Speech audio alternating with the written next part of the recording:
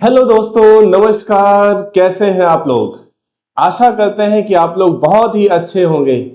कल से आपका एसएससी एमटीएस का एग्जाम शुरू हो रहा है, तो आप लोगों ने पूरी तरीके से तैयारी कर तो ली होगी, लेकिन आखिरी समय पे क्या करना है, कुछ बेहतरीन क्वेश्चनों का जल्दी से रिवीजन करने की जरूरत है। ठीक है, बहुत ही अच्छे अच्छे क्वेश्चन का आज का सेशन में लाया हूं अपनी 10वीं क्लास में, जो एसएससी एमटीएस के बहुत ही आवश्यक है। इसमें कुछ ऐसे सवाल मैंने लिए हैं जो आपके एग्जाम को धुआं धुआं कर देगी। ठीक है ना, तो बने रहना है अंत तक। एक से बढ़कर एक खतरनाक बढ़िया सवाल जो पिछले एग्जाम्स में आए हुए हैं, और मैं ऐसी उम्मीद करता हूं कि आने वाले शिफ्टों में ये सवाल जरूर देखने को मिलेंगे, जिसमें कुछ सवाल मेंसुरेशन के भी हैं, 2D के हैं, 3D के हैं। ठीक है, और अर्थमेटिक के भी बहुत ही बेहतरीन सवाल है, ट्रिग्नोमेट्री के भी सवाल हैं। तो आप लोग बने रहिएगा सेशन में शुरू से आखिर तक। और आप लोगों को मैं एक बार फिर से बता रहा हूं, जितने लोग तक मेरी ये वीडियो ज्यादा से ज्यादा आप पहुंचाएंगे, उतना ही ज्यादा से ज्यादा लोगों तक ये क्लास बढ़िया से पहुंच पाएगी और ज्यादा से ज्यादा लोगों को लाभ मिल पाएगा। ठीक है, और एक बात, आपको अगर क्लास अच्छी लगे या खराब लगे, आप सभी लोग, जितने लोग भी ये वीडियो देखें, वो सभी लोग शेयर करें और एक कमेंट और लाइक जरूर करें। ठीक है ना, इससे क्या होगा, हमें पता चलेगा कि हम कैसा पढ़ा रहे हैं, अच्छा पढ़ा रहे हैं या खराब पढ़ा रहे हैं, हमें क्या आगे सही करने वाली चीजें होंगी, हम उन पर जरूर सही करेंगे। ठीक है ना, तो शुरू करते हैं आज की क्लास। हम देखो, आज की क्लास में आप देख पा रहे होंगे, बहुत ही बेहतरीन सवाल से हम लोग शुरू करते हैं। निम्नलिखित में से कौन सा मान k का मान हो सकता है ताकि संख्या 21792 के 6 से विभाज्य हो। ठीक है, चलो 6 से विभाज्य होने चाहिए, और भी क्या होना चाहिए, 6 से विभाज्य होना चाहिए, और क्या कहा गया है, वो संख्या ये होनी चाहिए। देखो, ये जो पहला ही सवाल है आपका डिविजिबिलिटी डिविजिबिलिटी पर आधारित है, डिविजिबिलिटी पर आधारित है, भाज्यता पर आधारित है। ठीक है ना, भाज्यता पर आधारित सवाल करने के लिए हमें भाज्यता पहले 6 की पता होनी चाहिए। तो 6 की भाज्यता कहती है जो संख्या 2 और 3 दोनों से डिवाइड होगा, वो संख्या 6 से भी डिवाइड होगी। ठीक है, अच्छा चलो अगली बात समझो जरा। क्या है अगली बात, क्या है, 2 से डिवाइड होने के लिए संख्या क्या होनी चाहिए, सम। तो जरा आप गौर कर लीजिए अपनी इस संख्या पर। संख्या को हम एक बार यहां लिख लेते हैं, 21792 के। इस के की जगह पर, के की जगह पर ऐसा क्या होना चाहिए कि ये संख्या भी क्या हो, सम हो। तो देखो, ये चारों ही ऑप्शन यहां पर आ सकते हैं, क्योंकि ये चारों ऑप्शन यहां पर रखने से एक सम संख्या बनेगी। लेकिन आंसर तो हमें इन चारों में से एक ही देना है, तो हम क्या करेंगे, फिर 3 को चेक करेंगे। अच्छा, 3 की भाज्यता क्या कहती है कि अंकों का योग 3 से डिवाइड हो, या डिजिटल सम 3 होना चाहिए। देखो, डिजिटल सम 3 होने का मतलब है जहां जहां भी हमें 3 मिलेगा या 3 से डिवाइड होने वाला संख्या मिलेगी, उसको हम काट देंगे। तो देखो, 2 1 3 कट गया, 9 पूरा कट गया, 4 2 6 भी 3 से कट गया, तो बचा क्या, 7। 7 में के को जोड़ना है, तो संख्या 3 से पूरी तरीके से डिवाइड हो जाए, तो हम कह सकते हैं कि अगर 6 रखेंगे तो 7 6 13 हो जाएगा, नहीं कटेगा। 4 रखेंगे तो 7 4 11 हो जाएगा, नहीं कटेगा। 0 रखेंगे तो 7 और 0 7 हो जाएगा। तो देखो, यही एक आंसर है, ऐसा ऑप्शन है जो हम के की जगह पर रख सकते हैं, क्योंकि 7 में जब 2 जोड़ेंगे तो आएगा 9, और 9 3 से डिवाइड है। और जैसे ही हम यहां पर रखेंगे तो एक संख्या बन जाएगी सम संख्या, और सम संख्या 2 से भी डिवाइड है, तो जो संख्या 2 और 3 से डिवाइड है वो 6 से भी डिवाइड होगी। ठीक है भाई, चलो आगे बढ़ते हैं अगले सवाल पर। एक वलयाकार डिस्क है, ठीक है, थोड़ा इसको ऊपर कर देते हैं। एक वलयाकार डिस्क की बाहरी त्रिज्या 8 सेंटीमीटर और आंतरिक त्रिज्या 6 सेंटीमीटर है। वलय के क्षेत्रफल का पूरे बाहरी वृत्त के क्षेत्रफल से अनुपात क्या होगा। चलो मैं जरा एक वलय बना तो लूं। ठीक है, देखो अब मैं एक शेप ले लेता हूं, ये रहा। चलो देखो, मैंने कहा यहां से मैंने एक ले लिया और यहां से मैंने एक और ले लिया। तो यहां से अगर देखा जाए, आप जान पा रहे होंगे, यहां पर ये जो वलय है इसे कहते हैं वलय। ठीक है ना, इसे क्या कहते हैं? वलय कह देते हैं। ठीक है, डिस्क, इसे ही क्या कहते हैं? डिस्क कहते हैं, वलय कहते हैं। हमें बताया गया है ये जो अंदर वाली रेडियस है ये स्मॉल आर होती है और ये जो बाहर वाली होती है ये कैपिटल आर होती है। तो अगर मुझे इस वलय का क्षेत्रफल, देखो क्या कहा गया है, वलय के क्षेत्रफल का पूरे बाहरी क्षेत्रफल से अनुपात क्या होगा, तो इस वलय का क्षेत्रफल अगर मैं निकालूं तो देखो एरिया ऑफ वलय क्या हो जाएगा, देखो pi capital R square minus small r square, यही होगा, बटे एरिया बड़े वृत्त, बड़े वृत्त क्या हो जाएगा भाई, पाई कैपिटल आर स्क्वायर। ठीक है, वैल्यू रख देते हैं इसमें जो होगी, देखो ये पाई से पाई पहली बात तो कट जाएगा, 8, ये देखो ए स्क्वायर माइनस बी स्क्वायर का है तो एक ब्रैकेट में ए प्लस बी, एक ब्रैकेट में ए माइनस बी, यानी हम कह सकते हैं 8 और 6, 8 प्लस 6 एक ब्रैकेट में और 8 माइनस 6 एक ब्रैकेट में होगा, बटे 8 का स्क्वायर, भाई कैपिटल आर तो हमारी 8 है ना, ये 8 है, तो देखो 8 का स्क्वायर क्या हो जाएगा, 64। सॉल्व कर देंगे इसको, 14 बटे 2 अपॉन 64, जो भी होगा 2 सत्ते 14 और ये हो जाएगा 32 दूना 64, 2 16, यानी 7 बटे 16, 7 बटे 16 ऑप्शन नंबर फर्स्ट। ये बहुत ही बढ़िया सवाल है आपके एग्जाम के लिए, एसएससी एमटीएस का यही लेवल है और इसी लेवल पर सवाल पूछे जाते हैं। तो स्क्रीनशॉट ले लीजिए, इसका प्रैक्टिस कर लीजिए और इसी तरह के बहुत सारे क्वेश्चन पूछे जा सकते हैं जिसमें आपसे ये कहा जा सकता है कि अगर ये है तो इसका एरिया क्या होगा, इस वलय का एरिया क्या होगा, ये भी पूछा जा सकता है, या फिर आपसे ये भी पूछा जा सकता है कि मुझे बताओ अगर एक त्रिज्या दे दिया जाए तो दूसरी त्रिज्या क्या होगी। ठीक है दोस्तों, तो ऐसे क्वेश्चनों को आप जल्दी से अच्छे से तैयार कर लीजिए। अगला सवाल पर आते हैं, देखो ये बहुत ही अच्छा सवाल है। यहां पर देखो जरा कहा गया है, ये रेशियो का सवाल है जिसमें रेशियो को कंबाइंड करना बताया गया है। पी क्यू आर का मान क्या होगा, पी अनुपात क्यू अनुपात आर का मान क्या होगा। तो देखो जरा, मैं यहां से जो जो भी दिया हुआ है वो मैं वैसे ही लिख देता हूं। ठीक है, देखो क्या दिया हुआ है, यहां पर कहा गया है ये जो P का 40% बराबर Q का 0.5 बराबर R का 2/7 है। तो आपको मैं एक चीज बताऊं, आपको एक चीज पता भी होगा कि यदि 2A बराबर 3B लिखा हुआ है तो अगर मैं A अनुपात B करता हूं तो जो चीजें गुणे में होती हैं वो बटे में पहुंच जाती हैं, है कि नहीं।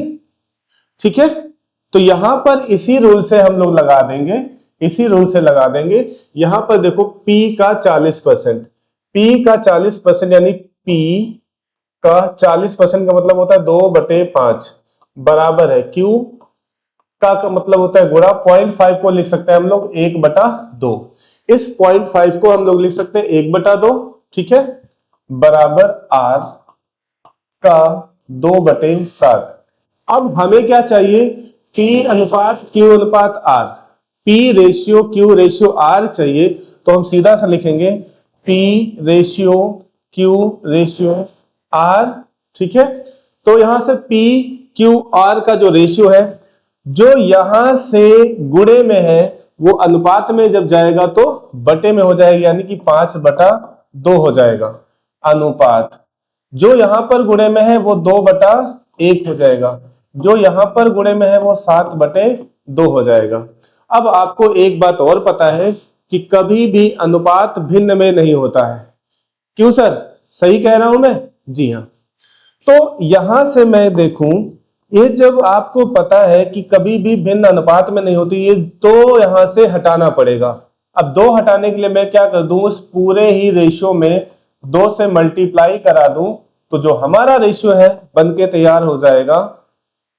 देखो ये हो जाएगा 5:4:14, ठीक है, सॉरी 7, क्योंकि यहां से 2 और 2 कट जाएगा 7। तो यहां पर हमारा आंसर 5:4:7 हो जाएगा। यहां पर ऐसा देखते हैं कोई ऑप्शन नहीं है, लेकिन यहां से देखा जाए 35 तो सब में है, और ये नहीं हो सकता क्योंकि ये 5 का मल्टीपल नहीं है। यहां से देखते हैं 4 का मल्टीपल ये नहीं है, तो आंसर नहीं हो सकता। अब ये दोनों आंसर हो सकते हैं। अगला देखो, ये भी 49, ये भी 49।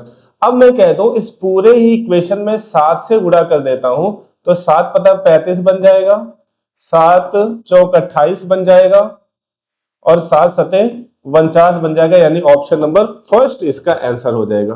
ठीक है दोस्तों, चीजें अच्छी लग रही होंगी। तो आपको करना क्या है, वही बात है, आप लाइक करिए, शेयर करिए, और हाँ, क्लास में एक कमेंट सभी से जरूरी है। एक कमेंट आप लोग कमेंट नहीं करते हैं भाई, आप कमेंट नहीं करेंगे तो कैसे पता चलेगा कि हम आपके लिए जो वीडियो बना रहे हैं वो लाभकारी है भी या नहीं। ठीक है, चलिए अगले सवाल पर आते हैं। अगला सवाल कहता है, दो व्यक्ति पी और क्यू एक चरागाह किराए पर लेते हैं। पी 18 बकरियों को 4 महीने और 25 मुर्गियों को 5 महीने के लिए उपयोग करता है, जबकि क्यू 20 बकरियों को 3 महीने के लिए उपयोग करता है। यदि 3 बकरियां 10 मुर्गियों के बराबर है तो किराए में पी का हिस्सा बताना है। ये जो लाइन है इसको अच्छे से समझने वाली है। कहा गया 3 बकरियां और 10 मुर्गियों आपस में क्या है, बराबर है। तो मैं ये बात पहले ही लिख लेता हूं, यहां कहीं साइड में कुप्चे में मैं कहता हूं 3 गोट बराबर है 10 हेन के। तो यहां से देखो, गोट का मान हो जाएगा 10 और हेन का मान हो जाएगा 3। ठीक है, अब हम अपने सवाल पर आ जाते हैं। सवाल में क्या कहा, जैसा कहा है भाई, ये देखो, ये पार्टनरशिप का सवाल है। पार्टनरशिप पर आधारित हो, जितना जो यूज करेगा उतना वो पैसा देगा। ठीक है, देखो पी, एक बंदा है पी जो 18 बकरी यानी 18 गोट कितने महीने, 4 महीने के लिए चलाता है, प्लस 25 मुर्गी यानी कि 25 हैन 5 महीने के लिए चलाता है। ये हो गया पी का हिस्सा। ऐसे ही क्यू का हिस्सा क्या होगा, और क्यू 20 गोट, ठीक है ना, 20 गोट 3 महीने के लिए चलाता है, उपयोग करता है। अच्छा, और यदि, बस इतना ही है। फिर उसके बाद उसने कहा है यदि, अच्छा जी का मान उठा के यहां पे रख देंगे, एच का मान उठा के यहां पे रख देंगे, हमारा रेशियो मिल जाएगा। तो जी कितना है, देखो 18 इंटू जी है 10 लिख देते हैं, इंटू 4 प्लस 25 गुणे एच कितना है 3 गुणे 5 अनुपात ये क्यू कितना है भाई, क्यू, अच्छा क्यू को तो रखना ही नहीं है, 20 गोट 3 महीने, 20 गोट का मतलब है 10 गुणे 3। ये रेशियो है, इसी में पी का हिस्सा बताना है। जो कटने वाला है काटो भाई यहां से। तो देखो कुछ कटने वाला है क्या, हाँ जी है। 5 से ये कटेगा, 5 से ये भी कटेगा, 5 दूनी 10, 5 से ये कट गया, 5 दूनी 10, क्या और कुछ कटेगा, दो दो दी नहीं, अब नहीं कटेगा। ठीक है ना, तो यहां से देखा जाए कितना हो जाएगा, 4 दूनी 8 और 18 अट्ठे 144 प्लस 25 या 75। ठीक है, 144 प्लस 75 अनुपात 20 या 60 और 60 दूना 120, यानी यही हमारा रेशियो हो जाएगा। ये पी का हिस्सा है, ये क्यू का हिस्सा है। तो इन दोनों को जोड़ेंगे, 5 4 9 7 4 11 और 219। यहां तो कोई ऑप्शन ही नहीं है, तो क्या ये अभी और कटेगा, एक बार फिर से चेक कर लेते हैं। सवाल को एक बार फिर से चेक कर लेते हैं। पी 18 गोट 4 महीने के लिए चलाता है और 25 मुर्गियां 5 महीने के लिए चलाता है, ठीक है। क्यू 20 बकरियां 3 महीने के लिए उपयोग करता है, ठीक है, ये भी सही है। 3 बकरियां 10 मुर्गियों के बराबर है, 3 गोट 10 हैन के बराबर है, तो जी की जगह पर हम 10 रख सकते हैं, रख दिया, ठीक है। 25 एच की जगह पर हम 3 रख रहे हैं, ये भी सही है। तो यहां से क्या गड़बड़ी हो रही है, 20 गुणे 10 गुणे 3, ठीक है, ये भी सही। अच्छा 3 से भी ये कटेगा, 3 से कट जाएगा। देखो इसको 3 से काट दो पहले। देखो 3 से कटेगा, 3 यहां पर है, 3 यहां भी है, और 3 छंग 18, तो 6 दूनी 12 चौको 48, 48 प्लस 25 अनुपात 20 दूना 40। देखो ये हो जाएगा 8 5 13 का 3, हाथ में 1, 4 2 6 7, 73 अनुपात 40। तो इन दोनों को जब जोड़ देंगे तो 73, अच्छा 73 वाला एक ही ऑप्शन है, तो यही इसका आंसर हो जाएगा 73/113। ये पी का हिस्सा है, ये क्यू का हिस्सा, तो आप कह सकते हैं जो आंसर होगा 73, जो कि पी होगा, है ना। देखो जो P का हिस्सा है 73 अपॉन, इन दोनों को जोड़ देंगे 73 प्लस 40, तो यही हमारा आंसर हो जाएगा 73/113। ठीक है दोस्तों, चलिए अगले सवाल पर आइए। अगला सवाल क्या है, एक वस्तु को 1500 रुपए में बेचने पर हुआ लाभ उसे 1200 रुपए में बेचने पर हुई हानि के बराबर है। यदि वस्तु को 1400 रुपए में बेचा जाए तो लाभ या हानि प्रतिशत क्या होगा। ये बहुत ही अच्छा सवाल है और बहुत एग्जाम में ये सवाल पूछे भी जाते हैं। ठीक है, इसको सॉल्व करने के वैसे तो बहुत सारे तरीके हैं, लेकिन एक यूनिक तरीका जो आपको यूट्यूब पर बहुत ही कम ढूंढने को मिलेगा, है ना, वो हम आपको बताते हैं। 2 सेकंड में लगने वाला है सवाल। सीधा सीधा आप जान रहे हैं कि एक वस्तु को जब 1500 में बेचा जाता है तो उस पर जो लाभ हो रहा है, लाभ हो रहा है ना। अब उसी वस्तु को जब हम 1200 में बेच रहे हैं तो उस पर हो रही है हानि।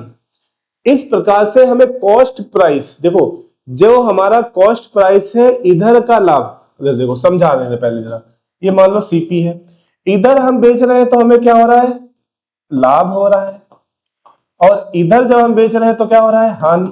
और ये हानि और ये लाभ आपस में क्या है, दोनों बराबर है। तो अगर हमें सीपी निकालना होगा तो क्या करेंगे, इसको देखो मिटा दे रहे हैं। तो सीपी को सिंपल सा एक लाइन में हम कहेंगे, सीपी 1500 में बेचने पर हो रहा था लाभ, और एक बार जब बेच रहे थे 1200 में तो हो रहा था हानि। इस प्रकार से हमने दो एक्टिविटी करी, तो हम इसको 2 से ही सीधा सीधा डिवाइड कर देंगे, यही हमारा सीपी हो जाएगा।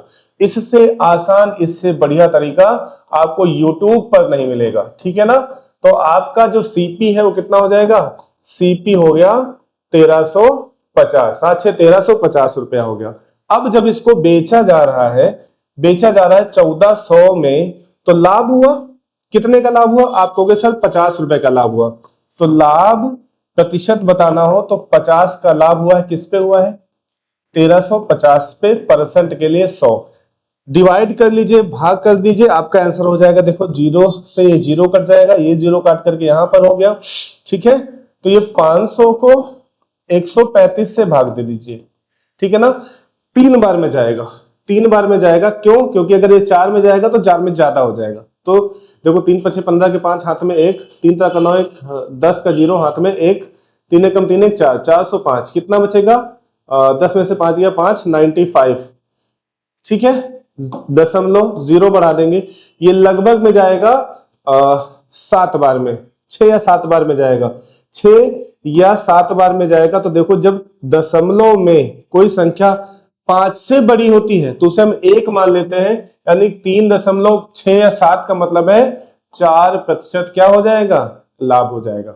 ठीक है, कैसा लगा है आपको ये सोल्यूशन, ये बहुत ही बढ़िया सोल्यूशन है, सीपी निकालने का तरीका है। कभी कभी डायरेक्ट ये सवाल पूछ लेता है कि बताइए यदि किसी वस्तु को इतने में बेचने पर लाभ हो रहा है, उतने में बेच रहे हैं तो हानि हो रहा है, उस वस्तु का सीपी बताइए। तो सीपी सीधा सा क्या कहेंगे, हो जाएगा आपका डिवाइड बाय 2। ठीक है, अच्छा अभी मैं आपको एक चीज और समझाना चाह रहा हूं, कौन सा सोल्यूशन है ये, क्वेश्चन नंबर ये।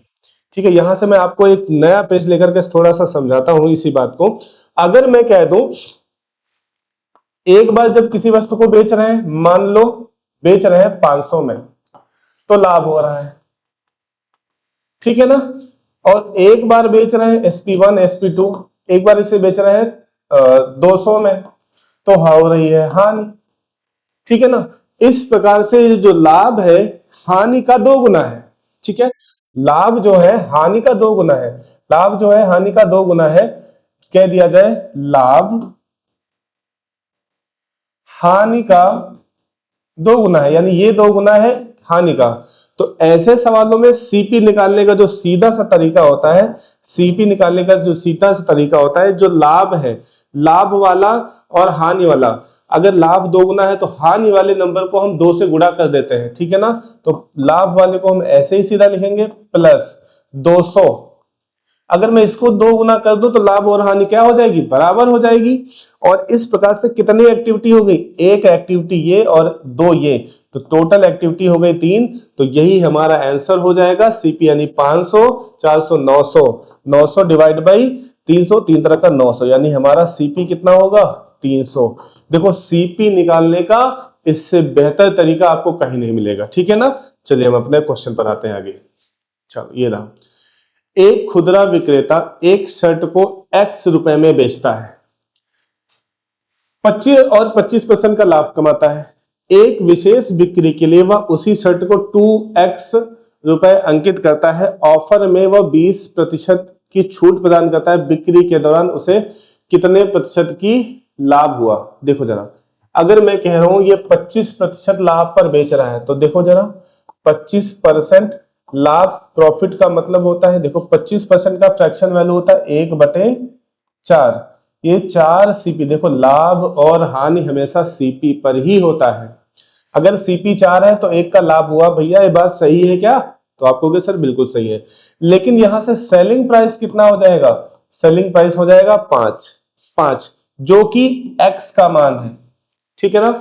एक विशेष परिस्थिति में बेचने के लिए उसने एसपी, इसको SP1 कह दीजिए, इसको SP2 कह देती, उसने अपनी कीमत को 2x रखा।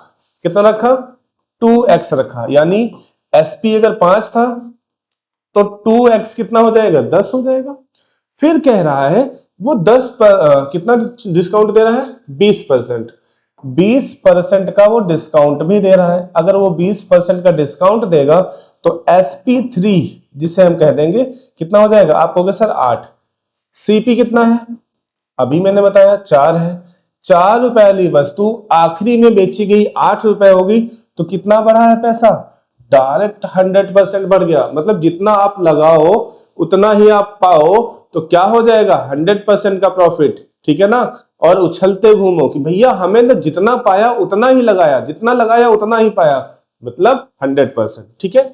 ऑप्शन नंबर सी इसका आंसर हो जाएगा, ठीक है दोस्तों। चलो अगले सवाल पर आ जाओ।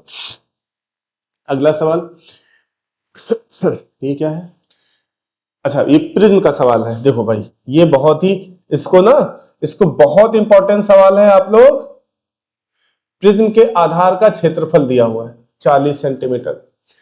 ऐसे सवाल एमटीएस में आपकी सांस उखाड़ देंगे अगर आपने प्रिज्म और पिरामिड के सवाल नहीं लगाए। तो आप कमेंट में बताइएगा अगर आपको प्रिज्म और पिरामिड में कोई परेशानी होती है, तो मैं एक एमटीएस के लिए प्रिज्म और पिरामिड पर एक स्पेशल क्लास ले लूंगा, ठीक है ना, जिसमें 10-15 सवाल होंगे और उनको सॉल्व करा देंगे। प्रिज्म और पिरामिड की सारी समस्याएं खत्म, ठीक है। बताइएगा आप जरूर कमेंट में, ठीक है। तो हम शुरू करते हैं क्लास को। देखो जरा, पिरामिड, सॉरी प्रिज्म। प्रिज्म आप लोग जानते हैं क्या होता है भाई, प्रिज्म का एक आधार होता है, ठीक है, और जैसा आधार होता है वैसा ही उसका टॉप होता है, उसे कहते हैं प्रिज्म। और ये जो इसका पार्श्व पृष्ठीय क्षेत्रफल है जिसे कहते हैं लेटरल एरिया, ठीक है ना, लेटा हुआ भाग, ये क्या कहलाता है, पार्श्व पृष्ठीय क्षेत्रफल, ठीक है। तो देखो जरा आयताकार प्रिज्म है, तो देखो जरा मैं एक शेप लेकर के आपको समझाने की कोशिश करता हूं, 3D में आता हूं। आयताकार, आयताकार कहां गया ये, ठीक है, ये लेते हैं। ओह शिट, ये क्या हो गया,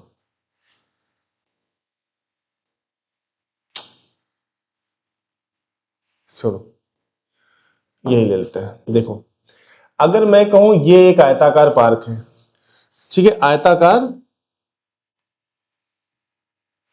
तो इसका ये जो भाग है ये प्रिज्म का क्या होगा, आधार,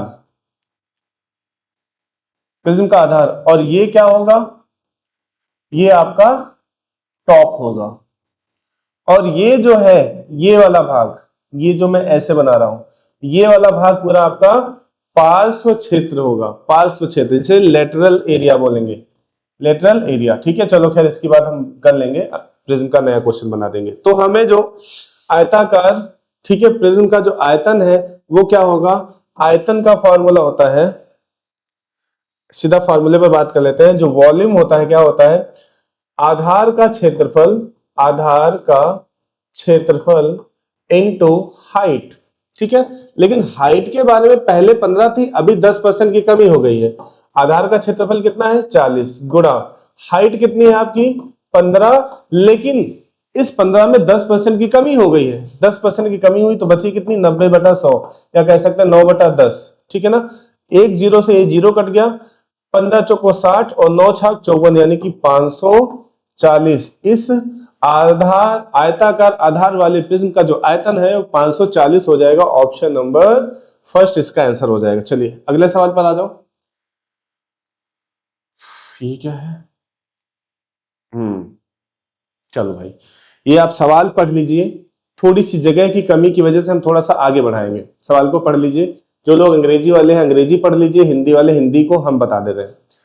एक चित्रकार 150 मीटर टेप है, वह इस टेप का उपयोग वृत्ताकार भित्ति चित्र या एक वर्गाकार भित्ति क्षेत्र की सीमा को परिभाषित करने के लिए कर सकता है। वह संलग्न क्षेत्र का अधिकतम, ठीक है ना, क्या चीज अधिकतम करना चाहता है। अधिकतम करना चाहता है मतलब उसी टेप से कोई भी आकृति बनाएगा तो बड़ी से बड़ी आकृति बनाएगा। तो सबसे बड़ी संभावित वृत्ताकार भित्ति के क्षेत्रफल और संभावित बने वर्गाकार भित्ति के क्षेत्रफल का अनुमानित अनुपात बताना है। ठीक है, यानी वृत्त का क्षेत्रफल आपको पता है क्या होता है, वृत्त का एरिया क्या होता है पाई आर स्क्वायर बटे वर्ग का एरिया होता है ए स्क्वायर। इन दोनों का अनुपात बताना है। ठीक है दोस्तों, चलो अब देखो जरा, अगर मैं ये कहूं आपको समझाने की बात करूं, मान लिया जाए ये एक 150 मीटर की वायर है, टेप है, इसको पकड़ के मोड़ा गया, इसको पकड़ करके मोड़ा गया तो ये एक वृत्त बन गया बड़े से बड़ा। लेकिन इसकी ये जो लंबाई है यही तो हमारी 2 पाई आर है, 2 पाई आर बराबर 150। तो यहां से देखा जाए 75, आर बराबर कितनी हो जाएगी 75 बटे पाई। ठीक है ना, बोलो बात समझ में आएगी नहीं। चलो इसको थोड़ा सा आगे बढ़ा देते हैं, इसको साइड में समझाने के लिए आर का मान यहां पर लिख देते हैं। हमने निकाल लिया ना 75 बटे पाई, आर का वैल्यू हो गया है 75 बटे पाई। अब दूसरी बात समझो, अब हमने कहा है एक बहुत वही वाला वायर है, इसको पकड़ करके एक वर्ग बना दिया गया है। वर्ग की सभी भुजाएं बराबर होती हैं, तो यहां से इसका अगर पेरीमीटर की बात किया जाए 4a बराबर 150, तो a कितना हो जाएगा देखो 75 बटे 2। ठीक है ना, यानी a हो गया 75 बटे 2। बस इतनी ही बात समझानी थी। बस ये जो r और a हमने निकाला है इस वाले ऑप्शन में रख दीजिए, आपका आंसर आ जाएगा। क्या है आंसर, ठीक है, देखो पाई, पाई को ऐसा ही रहने दो इंटू आर स्क्वायर। आर की जगह पर लिख सकते हैं 75 बटे पाई इंटू 75 बटे पाई बटे आर ए स्क्वायर 75 बटे 2 गुणे 75 बटे 2। दोस्तों कैलकुलेशन है, आपको सिर्फ कैलकुलेशन करना है। पाई से ये पाई कट जाएगा और इस पाई की जगह पर आप 22/7 रखोगे तो ये 7 कहां चला जाएगा, अच्छा ये 7 पलट के चला जाएगा ऊपर। ठीक है, हाँ, ये 75 से एक ये 75 खत्म, ये 75 से एक ये 75 खत्म। ठीक है, तो यहां से बच रहा है आपके पास सिर्फ ऊपर क्या बच रहा है 7/22। ठीक है, और नीचे क्या बच रहा है 1/4। ठीक है, 1/4 बच रहा है, तो ये 1/4 पलट के कहां चला जाएगा ऊपर चला जाएगा, यानी ये हो जाएगा। अब इसके और काट देते हैं जो कटने वाला है, तो देखो ये कटेगा 11 बार में जाएगा, ये कटेगा 2 बार में, यानी कि 14/11 डिवाइड कर दिए 11 एकम 11। ठीक है, ये हो जाएगा 11 एकम 11, कितना बचेगा 3, 11 दूना 22, 1.2। अच्छा 1.2 करके एक ही ऑप्शन आ रहा है, कौन सा है वो ऑप्शन नंबर फर्स्ट, यानी 1.27 इसका आंसर हो जाएगा डिवाइड बाई 1, यानी कि यही इसका रेशियो हो जाएगा। ठीक है दोस्तों, समझ में आ रहा है ना चीजें। देखो बहुत ही बढ़िया सवाल है, बहुत ही अच्छा सवाल है। सिर्फ लैंग्वेज इतनी बड़ी होने की वजह से बच्चे क्या करते हैं, इसको छोड़ देते हैं। लेकिन आपको ऐसे सवाल छोड़ना नहीं है, आपको थोड़ा सा धैर्य रह करके सवाल को पूरा पढ़ना है, बहुत ही आसानी से निकल जाएगा इसका आंसर। ठीक है, चलो आगे बढ़ते हैं। ठीक, चलिए आगे सवाल पर। एक ऊर्ध्वाधर बेलनाकार पानी से भरा है। ठीक, चलो अगर मैं एक बेलन की बात करता हूं तो ये रहा बेलन। ठीक, ये बेलन रहा, ये बेलन पानी से मान लो ये भरा हुआ है, ये मान लो पानी से भरा हुआ है। यहां पर इसकी ये ही तो रेडियस होगी और ये इसकी क्या होगी, हाइट। लेकिन हाइट की बात हम लोग नहीं करेंगे। क्यों नहीं करेंगे, क्योंकि यहां से अगर मैंने कहा एक गोला डाला जा रहा है, अगर मैं इसमें एक गोला डालूं या फिर मैं थ्री डी का एक गोला डालता हूं, स्क्वायर डालता हूं, ये देखो। ठीक, इसमें मैंने ये एक गोला डाल दिया, तो अगर ये गोला इस पानी के अंदर जाएगा तो जितना इस गोले का आयतन होगा उतना ही तो पानी ऊपर बढ़ाएगा। ठीक है, मान लिया जाए पानी यहां से बढ़कर यहां आ गया, यही तो हाइट बढ़ेगी। तो इस हाइट का जो हमें क्या बताना है, बेलन की त्रिज्या बतानी है। त्रिज्या हमें आर पता है, तो देखो जो इस गोले का आयतन होगा क्या होगा, 4/3 पाई आर क्यूब। आर देखो, आर इस गोले की त्रिज्या बता दी गई कितनी है, 9 सेंटीमीटर, यानी कि 9 गुणा 9 गुणा 9। ठीक, ये हो गया। बेलन के आयतन का हम कलर बदल देते हैं। देखो पाई आर, आर तो हमें बतानी है, स्क्वायर इंटू एच। एच कितना है, 4 सेंटीमीटर बढ़ जा रहा है, तो बस यहां से कट दीजिए। ये 4 से ये 4 कट जाएगा, पाई से ये पाई कट जाएगा, 3 से ये 3 कट जाएगा, और आर स्क्वायर बराबर 9 गुणे 9 गुणे 3, यानी आर बराबर 9 गुणे अंदर 9 √3 हो जाएगा, 9 √3। अच्छा, इस 9 का मान ऐसे ही रखते हैं, √3 का वैल्यू होता है 1.732, है ना। इसको सॉल्व करेंगे तो 9 एकम 9, 9 सते 63, लगभग ये हो जाएगा 9 दूनी 18 के 8 हाथ में 1, 9 तो 27 से 28 के 8 हाथ में 2, 9 सते 63, 2 65 के 5 हाथ में 6, 9 कम 9 6 15, यानी 15.5 करके। ठीक है ना, ये रहा 15.5 करके, ये इसका आंसर हो जाएगा। ठीक है दोस्तों, तो ये मेंसुरेशन 3D का सवाल है, बहुत ही अच्छा, बहुत ही प्यारा सवाल है। इसका आप स्क्रीनशॉट ले लीजिए और इसका प्रैक्टिस कर लीजिएगा। अगला सवाल देखो, अगला सवाल हमें साइन स्क्वायर ए बताना है। तो साइन स्क्वायर ए अगर हमें बताना है तो ये बहुत ही अच्छा सवाल है, इसको चेंज कर दो। इस कॉस स्क्वायर ए को मैं लिख सकता हूं 1 minus sine square A minus sine square A equal to 3/5, ये लिखा हुआ है। देखो ये माइनस का, ये माइनस का तो हो जाएगा 2, उधर जाकर के प्लस हो जाएगा, ये इधर आकर के माइनस हो जाएगा, तो 1 माइनस 3/5 बराबर 2 साइन स्क्वायर ए। ये बात समझ में आई। चलो अच्छा, ये 5 में से 3 जाएगा तो बचेगा 2/5 बराबर 2 साइन स्क्वायर ए। ये 2 से ये 2 कट गया, तो साइन स्क्वायर का ए का मान हो जाएगा 1/5, 1/5 साइन स्क्वायर ए का मान हो जाएगा 1/5। ऑप्शन नंबर सेकंड इसका आंसर हो जाएगा। ठीक है दोस्तों, चलिए इसको सॉल्व करिए। चलिए आगे सवाल देखिए, आगे सवाल ये है आपका, सॉल्व करिए इसको जल्दी से। बताइए कमेंट में इसका आंसर क्या होगा। 12 लोगों के एक सामाजिक समारोह में यदि प्रत्येक व्यक्ति एक दूसरे व्यक्ति के साथ ठीक एक बार उपहारों का आदान प्रदान करता है, कुल कितने उपहारों का आदान प्रदान किया गया। देखो भाई, मूवी आपने देखी होगी सुपर 30। सुपर 30 में एक बहुत ही बढ़िया डायलॉग आया था, उसने पूछा था कि अगर कुछ लोग एक सभा में इकट्ठा है, वो एक दूसरे से जब हाथ मिलाएंगे तो कितने शेक हैंड हुए हैं, ये उसने पूछा था। तो जो शेक हैंड वाला कॉन्सेप्ट है वही यहां भी लगेगा, क्योंकि एक व्यक्ति दूसरे व्यक्ति को उपहार देगा, दूसरा व्यक्ति तीसरे को देगा, तीसरा चौथे को देगा, इस प्रकार से चलता रहेगा, है ना। तो ऐसे उपहारों के लिए उपहारों की जो संख्या होगी वो कैसे निकलेगी, n × n - 1/2। ठीक है। n क्या है, कितने लोगों की संख्या है, n बराबर लोगों की संख्या। तो आपसे चाहे उपहार पूछे या शेक हैंड पूछे, यही सवाल लगा देना है। देखो n बराबर 12, 12 में से 1 जाएगा 11 बटे 2, यानी 2 छंग 12, 11 छंग 66, आंसर 66 हो जाएगा, ऑप्शन नंबर सेकंड। बहुत ही आसान सवाल है, लेकिन एग्जाम में पूछा है, वो भी एसएससी के एग्जाम में पूछा है। चलो आगे सवाल पर आ जाओ। देखो ये सवाल अभी मैंने आपको बकरी और मुर्गी वाला सवाल लगाया था, ये बिल्कुल उसी कॉन्सेप्ट पर है। तो ये आपका होमवर्क है, आप इसमें कमेंट में जरूर बताइएगा। जितने लोग सवाल ये एसएससी एमटीएस की तैयारी कर रहे हैं, एसएससी जीडी की तैयारी कर रहे हैं, ये सवाल अगर आपको सवाल पहला समझ में आया है तो इसको आप जरूर आंसर कमेंट में बताइए, ठीक है। चलो अगले सवाल पर आओ।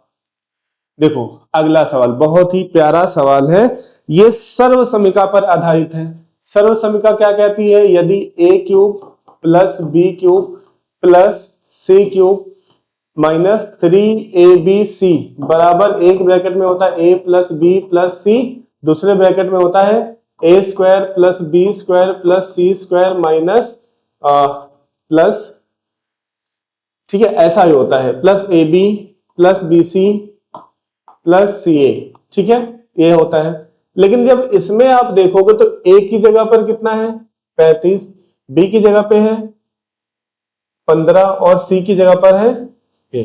तो अगर मैं इसको देखूं यहां पर a प्लस बी प्लस सी, जैसे ही a प्लस बी प्लस सी करोगे, आप a प्लस बी प्लस सी करोगे तो यानी कि 35 प्लस 15 माइनस 50 करोगे तो ये हो जाएगा 0, और जैसे ही ये 0 होगा तो ये पूरा का पूरा 0 हो जाएगा, यानी a cube plus B cube plus C cube equal to 3abc होगा। तो वैल्यू रख देंगे इसी में। हमें तो क्या बताना है, हमें इसका मान बताना है, क्या होगा, तो इसका मान हो जाएगा 3 टाइम्स इंटू 35 गुणे 15 गुणे 50। अच्छा एक माइनस में भी है, इसको लिख दीजिए माइनस में, माइनस का 50। तो देखो 0 तो आंसर हो नहीं सकता, 0 को काट दो। यहां पर एक संख्या माइनस है तो माइनस वाला ही आंसर होगा, पॉजिटिव हो ही नहीं सकता, तो यही आपका आंसर हो जाएगा, ऑप्शन नंबर सेकंड। मल्टीप्लाई करोगे तो इसका आंसर भी यही आएगा, माइनस का 78750। ठीक है भैया। चलो अगले सवाल पर आ जाओ। अगला सवाल कहता है आपका चक्रवृद्धि ब्याज पर, अच्छा ये देखो कितना बेहतरीन सवाल है सीआई का, ऐसे कॉन्सेप्ट पर आजकल सवाल खूब पूछ रहा है। चक्रवृद्धि ब्याज पर 3 वर्षों में 4800, 4 वर्षों में 5760। देखो ये सवाल जरूर आप पढ़ लीजिएगा, ऐसा सवाल सिंपल इंटरेस्ट में भी आता है, ठीक है दोस्तों। वहां पर भी ये आता है कि 3 साल में इतना हो जाता है, 4 साल में इतना हो जाता है, ब्याज की दर क्या होगी या मूलधन क्या होगा, ठीक है। वहां पर तो क्योंकि हर साल ब्याज बराबर होता है, बहुत आसानी से हो जाएगा, लेकिन यहां पर आपको निकालना पड़ेगा क्योंकि यहां पर हर साल ब्याज अलग अलग होता है कंपाउंड इंटरेस्ट में। तो यहां पर समझिए, मैंने कहा 3 वर्षों में 4800, 4 वर्षों में 5760, यानी ये जो पैसा है ये P की तरह काम करेगा और ये पैसा है A की तरह काम करेगा। तो मैं कहूं अगर 4800 रुपया 5760 है तो कितना हो गया, अगर 4800 रुपया 5760 हो जाता है, 5760 हो जाता तो एक साल में जो बढ़ने की दर है वो क्या हो जाएगी, तो 5760 बटे 4800, ठीक है। काटो इसको काटेंगे तो एक 0 से एक 0 कट जाएगा, 16 तिया 48 यानी कि 30, और ये हो जाएगा 16 तिया 48 और 16 छक्का 96, 6 छंग 36, 6 पंचे 30, यानी ये जो नंबर है ये 6/5 गुना हो जाता है, ठीक है ना। कितने गुना हो जाता है, 6/5 एक साल में होता है, एक साल में 6/5 गुना होता है। तो मैं कहता हूं कि अगर हमारे पास P रुपया है, एक साल में कितना हो जाएगा 6/5, दूसरे साल में फिर इसी दर से बढ़ेगा, तीसरे साल में फिर से इसी रेट में बढ़ेगा और जैसे ही 3 साल बीतेंगे तो ये हमारा पैसा कितना हो जाएगा, 4800 हो जाएगा। ठीक है, यहां से P का मान हम लोग निकाल लेंगे, वो क्या होगा समझो जरा। 6 से काटेंगे, 6 8 48, ठीक है ना। अब देखो यहां से देखा जाए, 5 पछे 25, पंचे 125, 125 का जब 8 में गुणा करेंगे तो होता है 1000 और 2 जीरो और, यानी जो P का मान है वो हो जाएगा 1000 और 2 जीरो ये वाला 1,00,000 बटे 36। ठीक है ना। देखो यहां से अगर मैं इसको सॉल्व करूं तो 36 दूना 72 होता है, 36 दूना 72 होगा और 36 यहाँ होता है 108, यानी ये सिर्फ और सिर्फ 2 बार जाएगा। ठीक, अगर हमारा आंसर सही है तो ना ये हो सकता है, ना ये हो सकता है, ना ये हो सकता है, एक ही ऑप्शन बच रहा है, वही इसका आंसर होगा। अब लगा करके आगे बढ़ जाइए। अगर आपको पूरा देखना है तो 36 दूना 72 बचेगा कितना 28, 28 में एक जीरो और लगा देंगे। ठीक है ना, तो ये हो जाएगा कितनी बार में जाएगा 6, देखो यहाँ पर 7 है ना, 7 बार में जाएगा तो 6 सत्ते 42 का 2 हाथ में 4, 6 3 18 4 22। ठीक है ना, 10 में से 2 गया 8 बचा और 7 में से 7 6 42, 7 1 के साथ 25, ये 25 होगा, ये फिर से 28 बचेगा, यानी कि 777.7 ले ही आएगा आंसर, उसको मैंने पहले ही बता दिया है। ठीक है, तो स्क्रीनशॉट ले लीजिए और इस क्वेश्चन का भी आप प्रैक्टिस कर लीजिएगा। अगला सवाल देखो, एक समबाहु त्रिभुज की 2 भुजाएं 16 सेंटीमीटर है, तो तीसरी भुजा, अच्छा देखो जरा, समबाहु त्रिभुज, सम मतलब समान, बाहु मतलब भुजा, जिसकी सभी भुजाएं समान है वही समबाहु त्रिभुज है। तो 2 भुजाएं अगर ये 16 है, ये 16 है, तो तीसरी भी 16 ही होगी। ठीक है ना, यानी आंसर आपका क्या हो जाएगा, ऑप्शन नंबर सेकंड। ठीक है, तो अगला सवाल देखो, अगला सवाल क्या है, ट्रिग्नोमेट्री का अगला सवाल बहुत ही बेहतरीन, बहुत ही लाजवाब है और ये आपका आज का होमवर्क।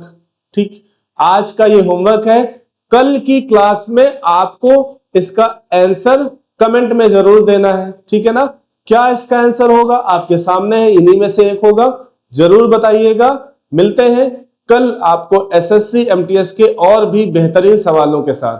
लेकिन मैंने आपसे कहा है कि अगर आपको प्रिज्म और पिरामिड में कोई समस्या है तो आप कमेंट करिएगा, मैं इस पर वीडियो जरूर बना दूंगा। ठीक है ना दोस्तों, तो आज की कक्षा यही समाप्त करते हैं। जय हिंद।